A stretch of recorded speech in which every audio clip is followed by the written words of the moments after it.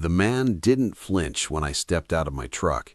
He just waited, patient, like I was a small delay in plans that had nothing to do with me.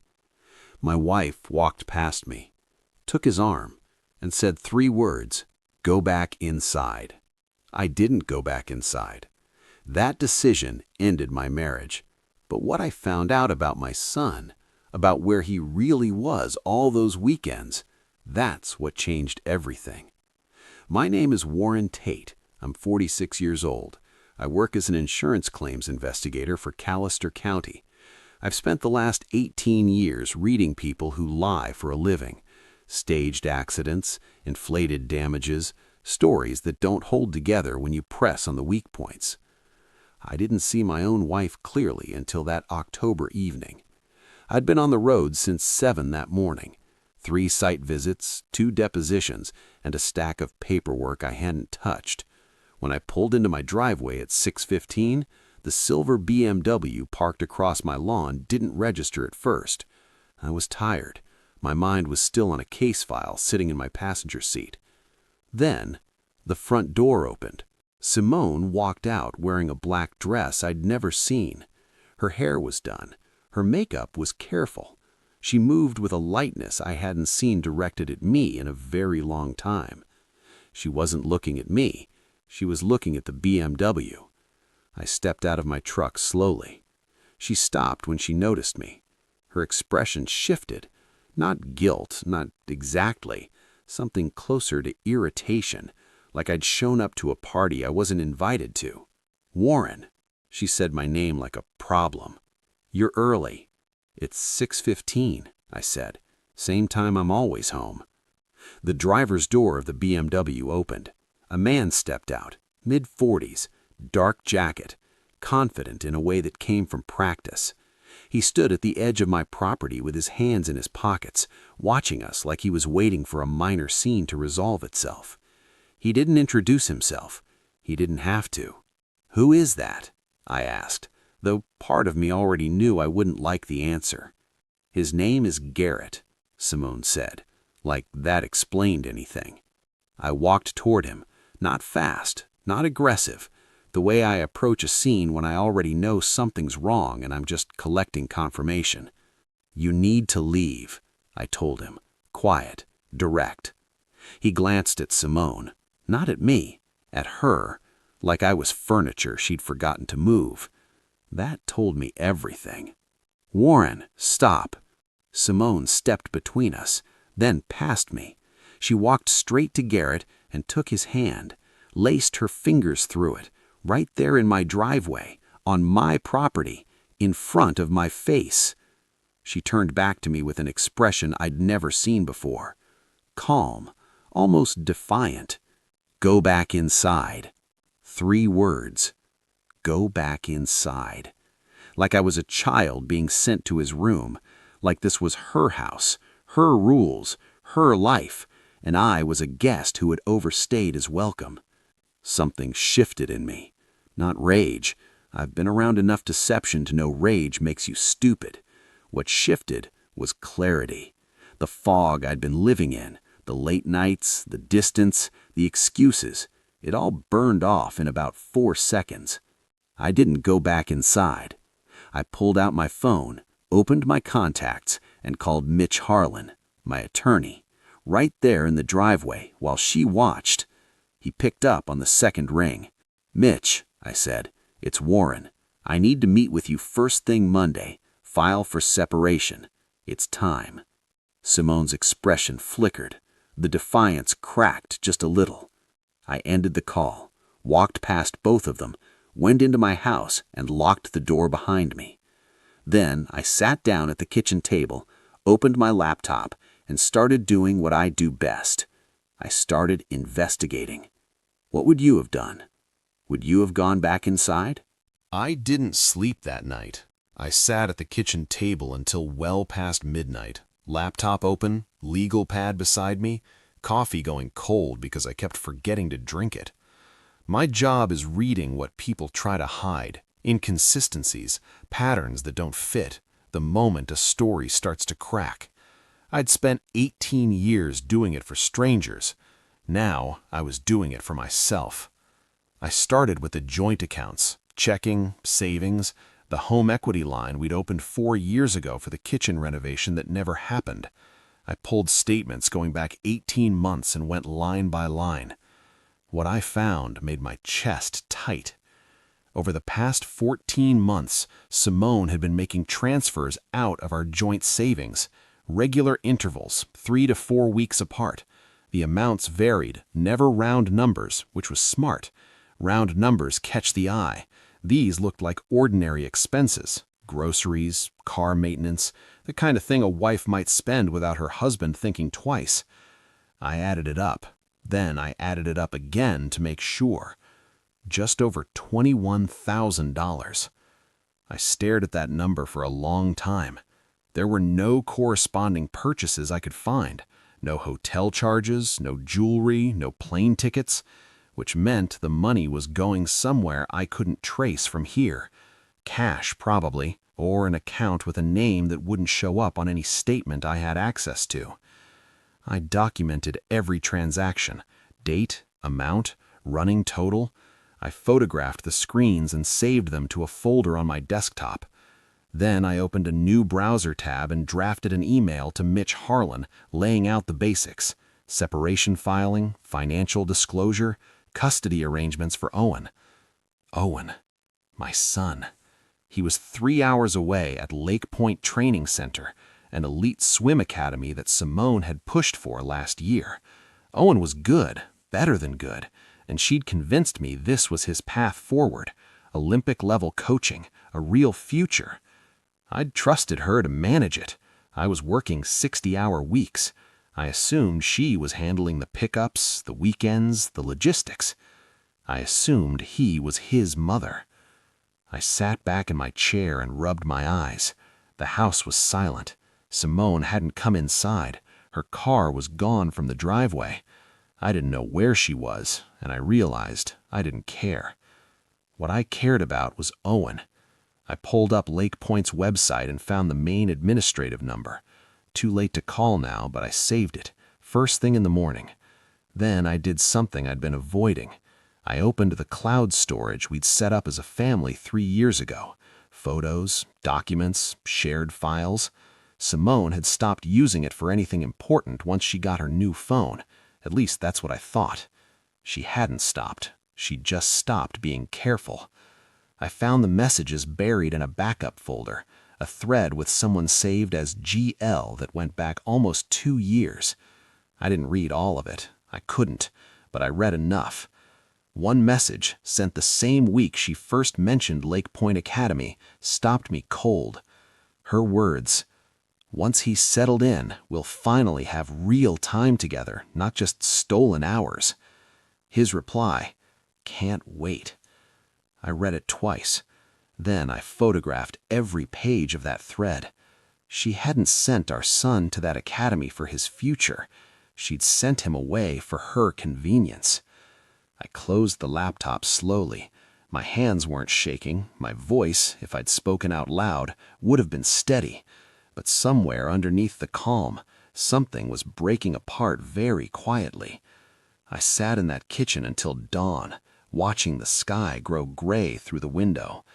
Then I picked up my phone and called Lake Point Training Center. The phone rang 4 times before someone picked up.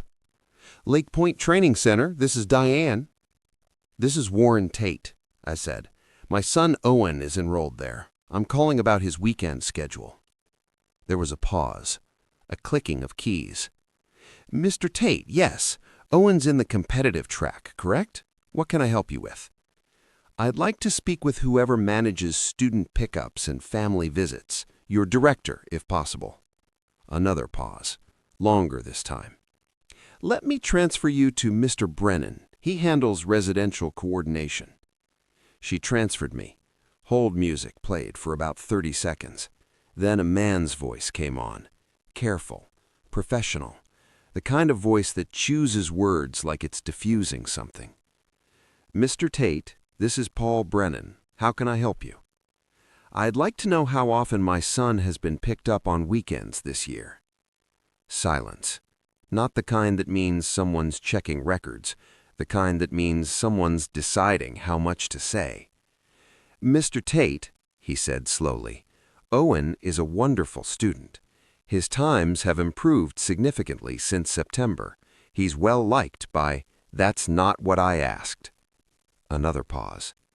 "Your son has remained on campus most weekends this academic year." His voice had gone quieter. "He had several occasions when he requested to go home. We reached out to Mrs. Tate. She indicated there were family circumstances that made pickup difficult." My grip tightened on the phone. "How many weekends?" "Since September." He hesitated. "I'd estimate 12. 12 weekends." My 14-year-old son had sat in a dormitory room while his mother told the school she was too busy to come get him. "Did he ask about us?" I heard myself say. "Did he ask if we called?" The silence that followed told me everything. "Mr. Tate, I want you to know that our staff did everything we could to make Owen comfortable. He's adjusted well, all things considered." All things considered. I thanked him. I don't remember what I said exactly. The words came out automatic, professional, the kind of voice that chooses words like it's diffusing something. I ended the call. Then I sat in my truck in the driveway for 10 minutes, engine off, hands on the steering wheel, staring at nothing. 12 weekends. 12 weekends he'd waited. 12 weekends he'd watched other kids get picked up while he stayed behind. 12 weekends of excuses and silence and a mother who couldn't be bothered because she had somewhere better to be, with someone better to be with. I thought about Owen's face the last time I'd seen him, the way he'd hugged me a little too long, the way he'd asked when I'd be back. I told him soon. I told him his mother would handle the details. I trusted her. I pulled out of the driveway and pointed my truck toward Lake Point. 3 hours. That's how long the drive was. 3 hours to figure out what I was going to say to my son. 3 hours to hold myself together before I looked him in the eye. 3 hours to understand that the woman I'd been married to for 15 years had made our child a casualty of her choices. If you're a parent listening right now, tell me, how would that hit you? The drive to Lake Point took 3 hours and 12 minutes. I didn't turn the radio on. I didn't make calls. I just drove, watching the highway unspool in front of me, thinking about all the weekends I could have made this drive and didn't. I told myself I was too busy, too many cases, too many depositions. Simone said she had it handled. She said Owen was thriving. She said the academy preferred minimal parent contact during the adjustment period. I believed her because I wanted to believe her. When I pulled into the visitor lot, I sat in my truck for a few minutes. The campus was clean and expensive looking, manicured lawns, a massive aquatic center visible behind the main building, the kind of place that promised futures. I signed in at the front office, showed my ID, asked them to pull Owen from morning practice. They brought him to a small meeting room with a round table and windows overlooking the pool. I watched him walk in and stop when he saw me. He was taller than the last time I saw him. His shoulders had broadened. His hair was shorter than I remembered. He looked older than 14, and that hit me somewhere I wasn't prepared for. "Dad?" He looked confused. Then something else crossed his face. Relief. The kind a kid tries to hide because he doesn't want to seem like he needs it. "What are you doing here?" "Came to see you," I said. "Sit down." He sat. I didn't launch into anything heavy. He was a kid. Whatever was happening between me and Simone wasn't his to carry. We talked for almost an hour, about training, about his times, about a history project he was working on and the roommate who snored. Normal things. Things I should have known already. Then, near the end, he went quiet. He was looking at the table. His jaw was tight. "Mom hasn't come in a while," he said. "I know." He kept thinking maybe she was just busy. He shrugged, the way teenagers do when they're pretending something doesn't hurt. I didn't call and make it a big deal. I reached across the table and put my hand on his shoulder. "That's not on you," I told him. "None of it." He nodded, Didn't say anything else about it. We sat in silence for a moment. Then I told him I wanted to take him home for a few days. His face lit up in a way that broke something in me. We gathered his things. I signed him out. We were 40 minutes into the drive home when he spoke again. "Dad?" He wasn't looking at me. He was staring out the passenger window. "I need to tell you something." "Go ahead." He was quiet for a few seconds. Then, "Last spring, when you were on that job in Millbrook for 3 weeks, Mom had someone at the house." He paused. "A few times, I saw his car." My hands tightened on the wheel. I kept my eyes on the road. "She told me he was a consultant, something about the home office renovation. Did you believe her?" A beat of silence. "No." "Why didn't you say anything?" He turned to look at me then. His eyes were wet, but his voice was steady. "Because I thought if I told you, you'd fight, and then one of you would leave, and then I'd—" He stopped, looked back out the window. "I didn't want to be the reason." I pulled off onto the shoulder, stopped the truck, engine running, hazards off, trees on both sides of a quiet county road. I turned to face him. "Owen, look at me." He did. "None of this is your fault, not one single piece of it. You hear me?" He nodded. His jaw was tight again. "And you are never, not ever, the reason adults make the choices they make. That's not how it works." He nodded again, slower. Then he said quietly, "Dad, did she ever actually want me around, or was I just in the way?" That question sat in the cab of that truck like a stone. If you've ever had a truth hit you that hard, staying subscribed means never missing stories where hidden things finally come to light. I didn't have an easy answer. I wasn't going to insult him with one. "I think she loved you," I said finally. "And then, somewhere along the way, she got lost. That's on her, not on you. Never on you." He didn't say anything else after that, but when I pulled back onto the road, he reached over and turned the radio on. Low, just enough to fill the silence. That was enough. Monday morning, I was sitting in Mitch Harlan's office when it opened at 8. Mitch had been practicing family law in Callister County for 26 years. He wasn't the type to offer sympathy or soften the edges. He listened, he documented, he told you exactly where you stood. I'd referred 2 colleagues to him when their marriages collapsed. I never thought I'd be the one sitting across from him. I laid everything out in order. The driveway confrontation, the bank records showing 14 months of transfers, the call to Lake Point, Paul Brennan's account of Owen's 12 missed weekends, the messages I'd found in the cloud backup. Mitch took notes without interrupting. When I finished, he set his pen down and folded his hands on the desk. "The financial transfers are significant," he said. "Consistent pattern over 14 months. No corresponding expenses on your joint accounts. That's going to matter in asset division." "What about custody?" "The school records are potentially even more valuable." He leaned back. 12 weekends of documented absence, a pattern of excuses, a child who felt abandoned. That's compelling. "Owen stays with me," I said. "That's the priority." He nodded. "We'll need formal documentation from Lake Point. I'll request it this week." He paused.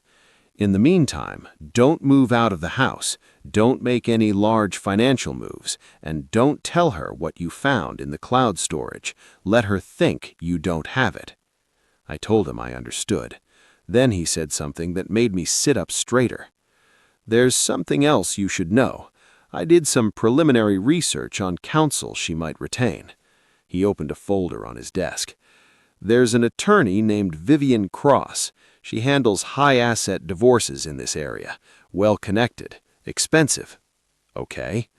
"Vivian Cross also happens to be a close personal friend of your wife. They were in the same alumni organization. They've been seen together socially on multiple occasions over the past 2 years." I felt something cold settle in my stomach.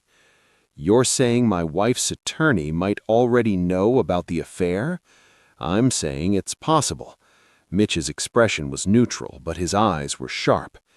If Vivian Cross took your case while having prior knowledge of the affair, or worse, if she provided any form of cover or assistance, that's conflict of interest. It could be grounds for her removal from the case.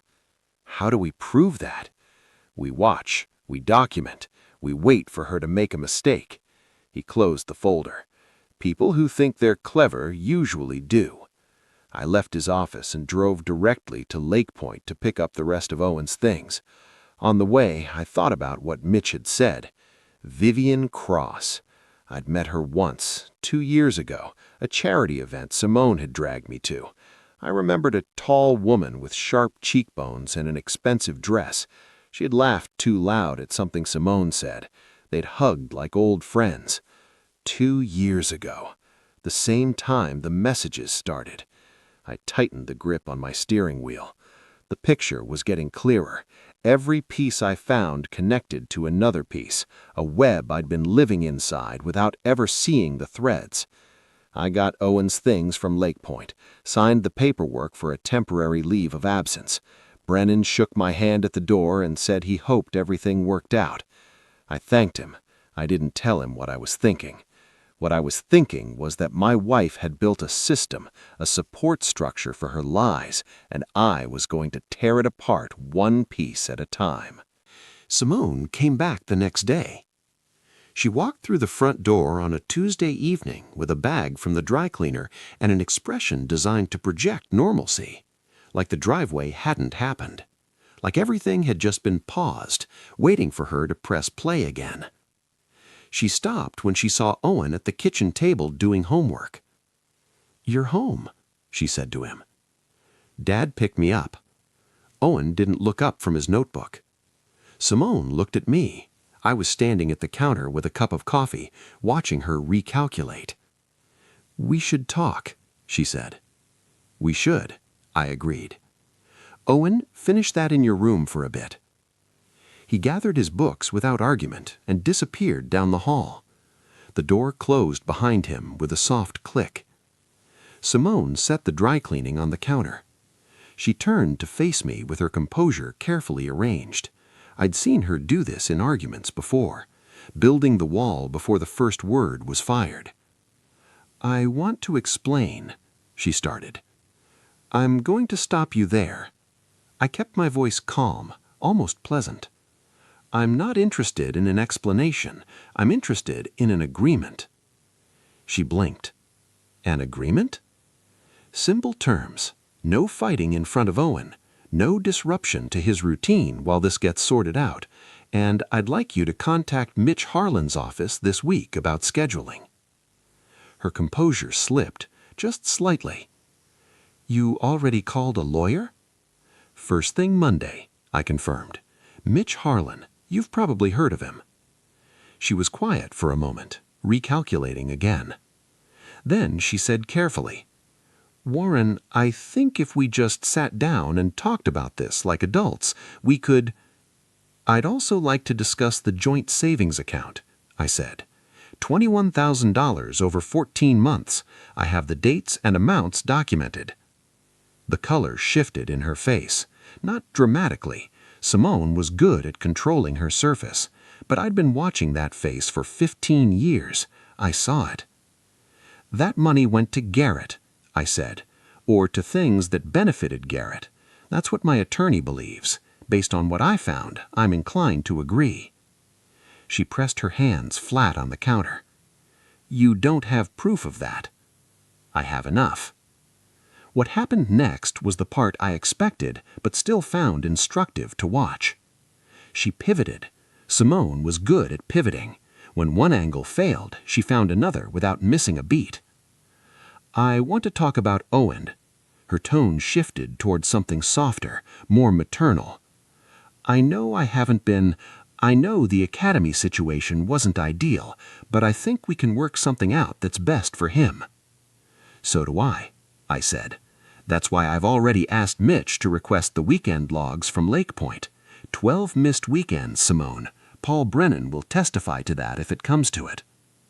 That landed differently. She straightened. For the first time in the conversation, she was genuinely rattled. "That's not—" I had reasons. I'm sure you did. I kept my voice even, almost warm. You can share those reasons with the mediator. She stared at me for a long moment. I could see her working through it. How much I knew, how much I might be bluffing, what her next move should be. This was the version of Simone I'd underestimated for years. Sharp, strategic, always 3 steps ahead. The difference now was that I was ahead too. I'd like you to stay in the guest room for now, I said, until we have something formal in place. I think that's better for Owen than one of us moving out. She picked up her purse from the counter. I need to make a call. Of course. She went upstairs. I heard her bedroom door close, our bedroom, until it wasn't anymore. Then I heard her voice through the ceiling, low, tense. She was calling her attorney. What she didn't know, what would come out later, was that Mitch was already watching, already documenting, already waiting for Vivian Cross to make the kind of mistake that clever people always eventually make. Stay with me. What happened next changed everything, and I didn't see it coming. Boyd Callahan drove out from Ridgeway on a Thursday afternoon. He showed up without calling first, which was typical. Boyd operated on his own schedule and always had, ever since we were both starting out at the county claims office 20 years ago. He'd retired early last year, bad back, good pension, and moved to a cabin property near the lake. He knocked twice, walked in when I opened the door, and headed straight for the kitchen like he'd been there yesterday instead of 3 months ago. "Got any real coffee?" he asked, opening the cabinet above the machine. "Second shelf." He found the bag, measured it by eye, and started the pot without asking. I sat down at the table. There was something almost stabilizing about the ordinariness of it. Boyd in my kitchen, making coffee, like the world hadn't tilted sideways. He brought 2 mugs over and sat across from me. "Tell me where things stand." I gave him the summary. Mitch was moving on the financial documentation. The school records were in. Vivian Cross had formally taken Simone's case, which meant Mitch was watching for the conflict of interest to surface. Simone was sleeping in the guest room and moving through the house like a ghost, waiting for something to shift back in her favor. Boyd listened without interrupting. That wasn't typical for him. He was usually a talker. When I finished, he said, "You're holding up better than I expected." "I don't have the luxury of falling apart," I told him. "Owen's here." He nodded. "How's he doing?" "Better than he should be. He's a tough kid, tougher than I gave him credit for." Boyd was quiet for a moment. Then he set his mug down and looked me directly. "Warren, I need you to tell you something, and I need you to hear it straight." "Go ahead." "Last spring, that charity fundraiser at the Holbrook Center, the one for the Children's Hospital?" He paused. "I saw Simone there with a man. They were standing close, talking low, the way people talk when they don't want to be overheard." My grip tightened on my coffee cup.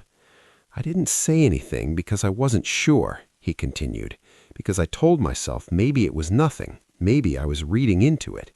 He shook his head. "That's not the whole truth. The whole truth is I figured you were happy. Things seemed fine, and I didn't want to be the one to blow that up based on a hunch." He met my eyes. "Warren, that was selfish. It was easier for me to stay quiet. I'm sorry." I looked at him across the table. Boyd wasn't a man who admitted things easily. 20 years in claims investigation had made him cautious, guarded. This cost him something to say. "I hear you," I said, "and I'm not going to pretend I'm not angry about it, but you're here now. That counts for something." He let out a long breath. "What do you need from me?"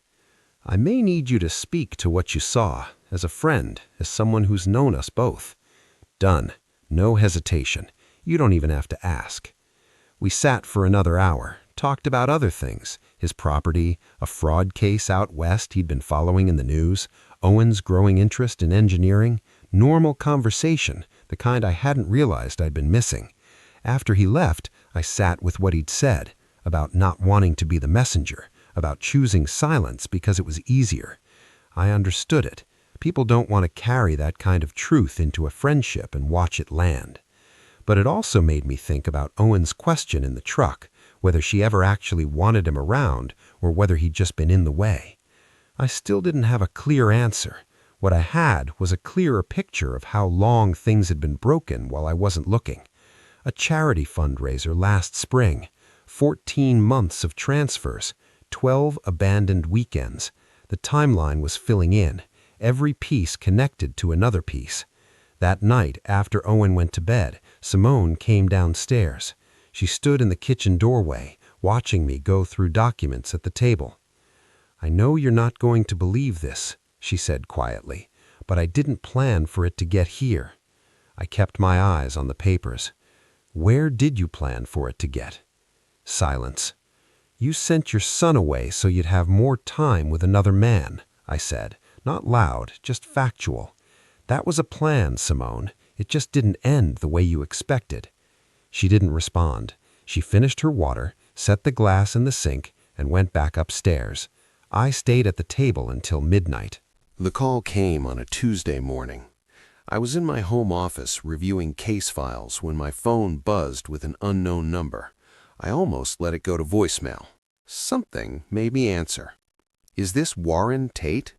A woman's voice, measured, careful. "Speaking." "My name's Renee Lawson." A pause. "I'm Garrett's wife." I sat back in my chair. The room suddenly felt very quiet. "I'm calling because I think we should talk," she continued. "I think we have something in common." I didn't respond immediately. My mind was running calculations. Why would she call? What did she know? What did she want? "I'm listening," I said finally. "Not over the phone." Her voice tightened slightly. "Can you meet me somewhere? Somewhere public. There's a coffee shop on Miller Avenue, Brewer's Corner. Do you know it?" "I know it." "Tomorrow, 10 o'clock. I'll be at the back table." She hung up before I could ask anything else. I sat there for a long moment, staring at my phone. Garrett's wife. I hadn't considered her. Not really. In my mind, Garrett had been a faceless intruder, a man who'd parked in my driveway like he owned the place. I hadn't thought about the life he was leaving behind when he showed up at mine. Would you have taken that call? Would you have compared notes with a stranger whose pain mirrored your own? I thought about it all night. By morning, I'd made my decision. Brewer's Corner was a small place on the edge of downtown. Brick walls, wooden tables, the kind of spot that attracted laptop workers and people who wanted to be left alone. She was already there when I arrived, back table, like she'd said. Mid-40s, dark hair pulled back, well-dressed in a way that looked practiced rather than comfortable. She had a coffee cup in front of her, but she wasn't drinking from it. "Thank you for coming," she said. Her voice was steadier than it had been on the phone. I almost didn't. "I know." She looked directly at me. "I almost didn't call." We sat in silence for a moment, two strangers bound together by the same betrayal. "How long have you known?" I asked. 6 months. She turned her coffee cup slowly on the table. "I found hotel receipts, credit card charges for restaurants I'd never been to. He wasn't careful enough." 6 months and you stayed?" 6 months and I gathered evidence. Her eyes met mine. "I have documentation going back 18 months, locations, dates, communication records from a phone he didn't think I knew about." I leaned forward. "Why are you telling me this?" "Because your wife isn't the first." She paused, let that land. "Before Simone, there was someone else, a woman from his office. That lasted almost a year. And before that, there were others. I don't know how many." The coffee shop noise faded to a dull hum. "He has a pattern," Renee continued. "He finds women who are available, emotionally, if not technically. He makes them feel special, important, like they're the answer to something he's been searching for. And then, when things get complicated, when there's risk of exposure, he disappears." "Why tell me this?" "Because Simone doesn't know yet." Renee's voice hardened slightly. "She thinks she's special. She thinks this is going somewhere. But I've watched him do this before.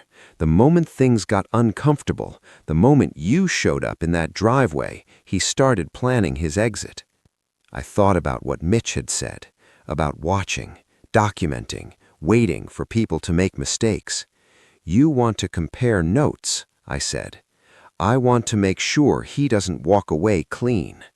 She reached into her bag and pulled out a folder. Everything I have is in here. Dates, locations, financial records. It matches what your attorney is probably already tracking. She slid it across the table. What do you want in return? Nothing. She stood up. I want what you want, the truth on the table, and I want him to know that we both put it there. She left without looking back. I sat at that table for another 20 minutes, reading through the folder. Every page made the picture clearer. Every date aligned with something I'd already found. The pattern was worse than I'd imagined, and it was about to come out. The first custody hearing was scheduled for a Thursday in November. The courtroom was small and functional. Fluorescent lights, gray walls, the kind of room designed to process the wreckage of families without any decoration to soften it. Judge Catherine Voss presided. From the moment she walked in, it was clear she wasn't interested in drama. She moved through preliminaries with efficiency and directed both attorneys to keep statements focused. Simone sat at the opposite table with Vivian Cross. Cross was polished, composed, exactly the kind of attorney who charged by the hour and expected to win. But I noticed something in her posture, a slight tension in her shoulders, the look of someone who'd realized her case wasn't as clean as she'd been told. Mitch had done the work. 2 days before the hearing, he'd filed a formal motion regarding Cross's potential conflict of interest. He'd included documentation of her social connection to Simone, their shared alumni organization events, and, crucially, a text exchange recovered from cloud backup that showed Cross advising Simone on managing the situation 3 months before I'd ever discovered the affair. Cross hadn't withdrawn yet, but she knew the motion was coming. Mitch called Paul Brennan first. The Lake Point residential coordinator was calm and precise. He brought printed records, the Academy's official weekend log, time-stamped entries for every request and cancellation going back to September. He confirmed Owen had remained on campus 12 of 15 available weekends. He confirmed Owen had asked multiple times whether his mother had called. He confirmed that Simone's responses to outreach had cited family circumstances without elaboration. Vivian Cross cross-examined carefully, trying to establish that missed weekends were logistical rather than intentional. Brennan answered each question the same way, by pointing to the printed record. Numbers don't lie. Then Mitch called me. I've been in enough formal proceedings, depositions, fraud hearings, arbitration panels, to know how to sit in a witness chair. You answer what's asked. You don't volunteer. You stay level. Mitch walked me through the sequence, the driveway confrontation, the financial discovery, the call to Lake Point, the drive to pick up Owen, the conversation in the truck where my son admitted he'd known about Garrett and stayed silent to protect the family. I answered in plain language, the way I'd write a claims report. When Cross took over, she tried a different angle. Mr. Tate, isn't it true that your work schedule frequently takes you away from home for extended periods? My schedule is consistent, I said. I've been home by 6:30 most evenings for the past 12 years. My son's school records show no absences, no disciplinary issues, and consistent parental engagement. And yet you agreed to enroll him in a boarding academy. My wife pushed for the enrollment, I said. I had reservations. I deferred to her judgment. I paused. I won't make that mistake again. Cross didn't have anywhere to go with that. Judge Voss asked a few direct questions about Owen's current situation and his expressed preferences. Mitch had submitted a brief statement from a family counselor who'd met with Owen twice. The statement noted Owen's clear preference to remain with me and his desire to transfer to a local school. The judge didn't rule that day. She rarely did in first hearings, but she ordered a formal guardian ad litem review and requested additional documentation from Lake Point. In the hallway afterwards, Mitch was measured but direct. "That went well. Brennan was solid. Your testimony was clean. Cross didn't land anything." "What about the conflict motion?" "We'll hear back next week, but there's something else." He lowered his voice. "Simone's employer has opened an internal review." I looked at him. "She works in compliance," he said. "Corporate ethics oversight. The financial transfers, the ones that funded the affair, were flagged during the disclosure process. Her company is now investigating whether any of those funds were misallocated from accounts she had access to." The irony wasn't lost on me. A compliance officer under compliance investigation. "How does that affect custody?" "It doesn't change our case directly," Mitch said, "but it changes her position considerably. A professional misconduct review combined with the custody situation puts significant pressure on her to settle rather than keep fighting." I nodded. Across the parking lot, Simone was getting into a car with Vivian Cross. They weren't looking at me. They were speaking in low tones, heads close together. She'd built a system, a network of lies and logistics and convenient excuses, and piece by piece, it was coming apart. If this story matters to you, subscribing takes 1 second. The settlement came together in the second week of January. Vivian Cross withdrew from the case 3 days after the conflict of interest motion was granted. Simone hired a new attorney, a man named Douglas Kern, who'd taken the case late and was working without context. By then, the leverage had shifted entirely. Mitch laid out the terms in his office on a Thursday afternoon. Simone got her car, her retirement account, and a portion of the joint savings. I got the house, primary custody of Owen, and the return of $16,400 from the disputed transfers. The remainder was deemed too difficult to trace without a forensic audit that would have cost us both more than it was worth. Mitch called it a solid outcome. I called it a starting line. Simone moved out on a Saturday in late January. She had help, 2 women I didn't recognize, and a rental van. I took Owen to breakfast that morning, then to the hardware store for supplies he didn't need but wanted anyway. We came home in the early afternoon to a house that felt different, lighter. Owen stood in the front hallway and looked around. He didn't say anything for a moment. Then, "Is it going to be just us now?" "For a while," I said. "Yeah." He thought about it, the way he always thought about things, seriously, carefully. "Okay," he said. "I think that's good." We spent the rest of the day rearranging. He moved his desk by the window. We carried a bookshelf from the spare room into his. I ordered pizza for dinner, and we ate it standing at the kitchen counter, talking about whether he wanted to finish the semester online or transfer to Callister High immediately. He chose Callister High. The enrollment paperwork took a week. His first day was a Monday in early February. I drove him myself, something I hadn't done since he was 10. He was quiet on the way over, nervous though he wouldn't say so. I pulled up to the front entrance. He grabbed his bag. "You're going to be fine," I said. He gave me the half nod that meant he knew I was right but wasn't ready to admit it. Then he climbed out and walked through the front doors without looking back. That was good. It meant he was moving forward. Boyd came by that evening. We sat on the back porch, even though it was cold enough to see our breath. "How's it feel, having the place to yourselves?" he asked. "Quieter," I said, "but the right kind of quiet." He nodded and opened his drink. "You did right by that kid, Warren." "I did my job," I said. "That's all." That was true, and for the first time in longer than I could remember, the job felt manageable. Garrett disappeared from Simone's life within weeks of the driveway confrontation.